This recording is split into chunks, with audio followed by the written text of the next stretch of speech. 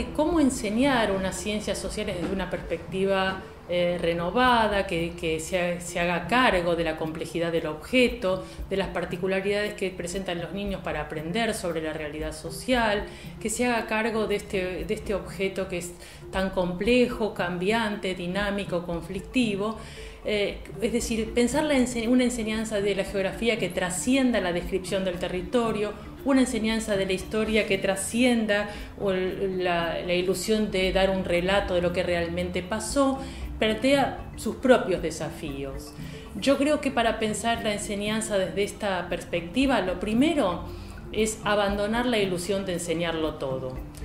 Tampoco el modelo tradicional enseñaba todo. Primero definía esto es todo, que era un todo arbitrario como cualquier todo.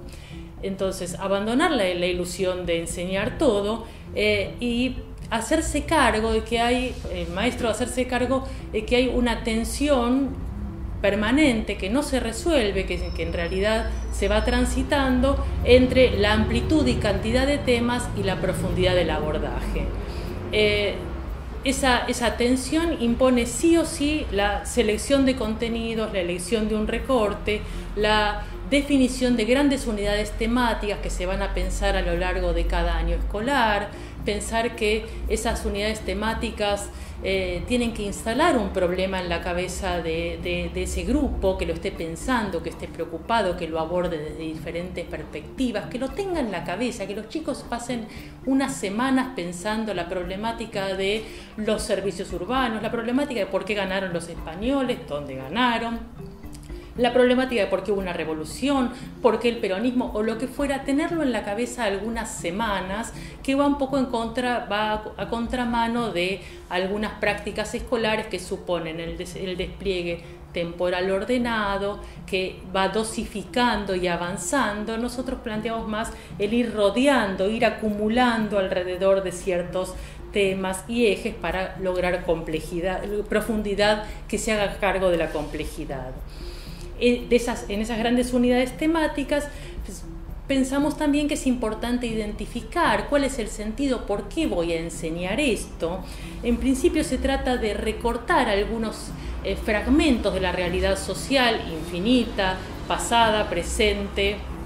lejana, cercana en el espacio, diversa culturalmente, recortarla y para mirarla un poco durante algunas semanas, hacerse algunas preguntas. Cuando nos referimos a desnaturalizar, supone preguntarse cosas como esto, sean los transportes en la ciudad de Buenos Aires, sea la Revolución de Mayo, sea la democracia, lo que uno se quiera plantear, preguntarse, ¿fue siempre así? ¿Es así en todos lados?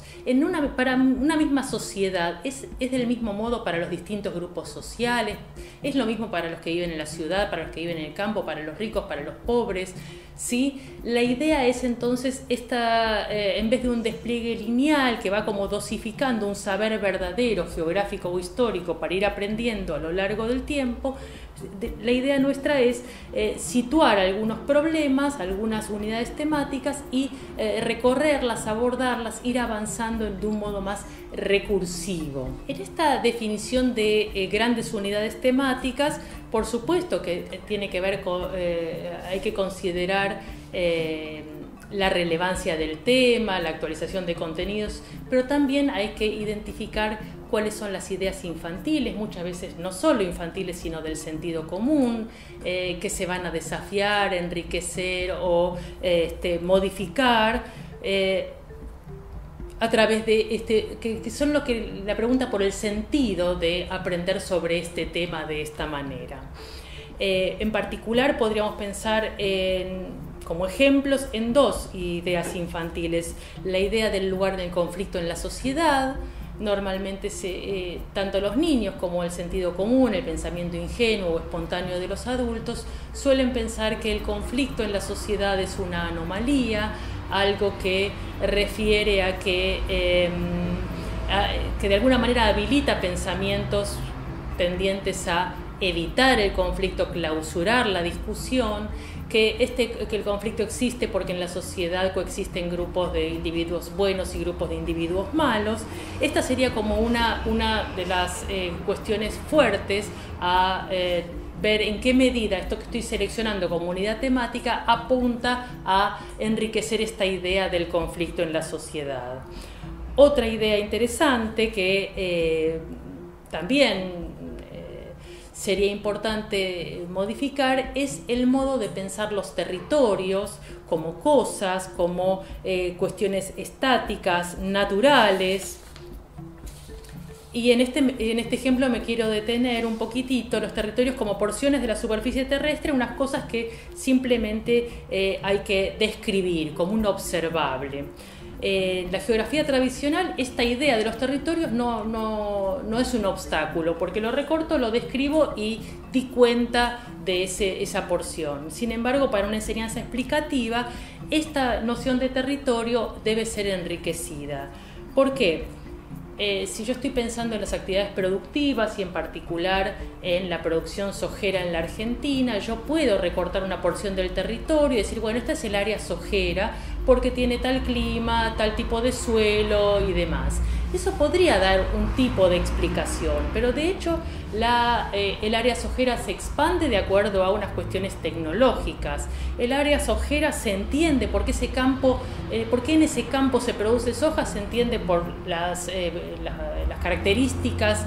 físicas o naturales, pero también lo puedo entender porque hay un mercado que compra, por si hay rutas o no hay rutas, si hay una infraestructura, cómo son los impuestos, cómo es la relación monetaria entre el peso en la Argentina y la moneda del país al que va dirigida, es decir, una cantidad de cuestiones que no son observables. Yo, por más que mire el campo sojero o el área sojera, no voy a entender por qué se produce allí soja, sino amplío la escala e incorporo diversos actores, los trabajadores, los propietarios, quienes le venden servicios